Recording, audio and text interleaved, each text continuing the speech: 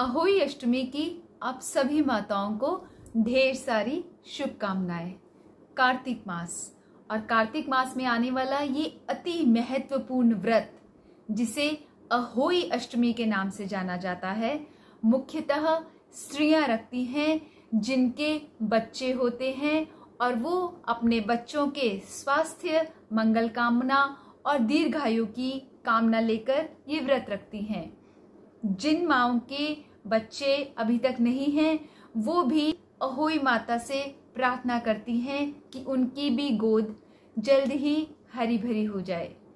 अहोई अष्टमी जैसे कि नाम में ही निहित है, कार्तिक मास के कृष्ण पक्ष की अष्टमी को होने वाला यह व्रत अहोई अष्टमी कहलाता है। अहोई अष्टमी यानी अहोई माता के निमित्त रखे जाने वाला व्रत।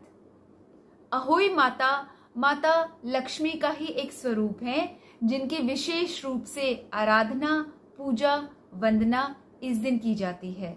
माताएं अपने बच्चों की दीर्घायु के लिए इस दिन व्रत रखती हैं और सारा दिन निराहार रहकर, निर्जला रहकर शाम को तारों को याद रहे, तारों को जल देकर अपने व्रत का समापन करती हैं।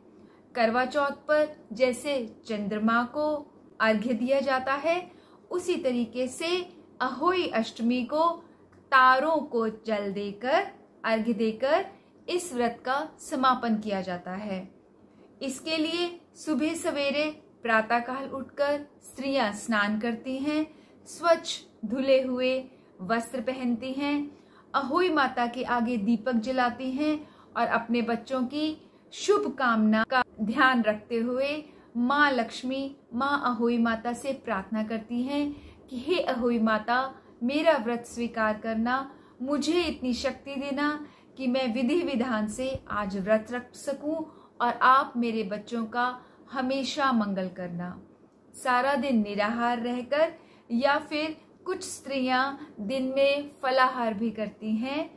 इसके बाद शाम को कुछ घर में मीठा बना के शगुन के तौर पर माँ अहोई के आगे फिर से भोग लगाया जाता है और शाम के ही समय मुख्यतः या तो अहोई माता की मूर्ति या फिर अहोई माता का कोई चित्र लेके या फिर दीवार का एक हिस्सा साफ करके उसके ऊपर गेरू या लाल सिंदूर से अहोई माता का चित्र बनाया जाता है और साथ में साही, गाय का बछड़ा आदि का भी चित्र बनाया जाता है, जिसमें चंद्र, सूर्य और स्वास्तिक होते हैं।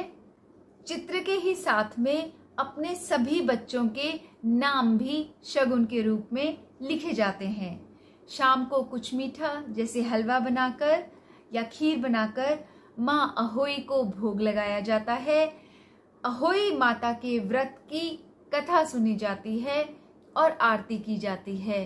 कुछ परिवारों में ये भी किया जाता है कि माँ की आरती के बाद, भोग लगाने के बाद माताएं अपने बच्चों को कहती हैं कि जाओ बच्चों, घर के मुख्य द्वार के बाहर खड़े होके दरवाजे की कुंडी खटकाओ। जब वो 2-3 बारी कुंडी खटकाते हैं, उसके बाद माएं अपने बच्चों का नाम लेके जोर से पुकारती हैं। जो भी बच्चों का नाम है, राम, श्याम, सीता, गीता, और बच्चे दौड़ के आते हैं और अपनी माँ के गले लग जाते हैं और माँ और बच्चे दोनों बोलते हैं अहोई माता की जय। उसके बाद सांझ के समय जब तारे निकलते हैं, तारों को अर्घ्य देके कुछ मीठा अर्पण करके प्रसाद के रूप में स्त्रियां भोजन करती हैं और अहोई माता का धन्यवाद करती हैं कि आपने मुझसे ये व्रत रखवाया, हमारी भूल चूक माफ कीजिएगा और मेरे बच्चों को, हमारे बच्चों को सदा अपनी छत्र छाया में रखिएगा, उनकी दीर्घायु करिएगा, उनका भविष्य उज्जवल बनाइएगा।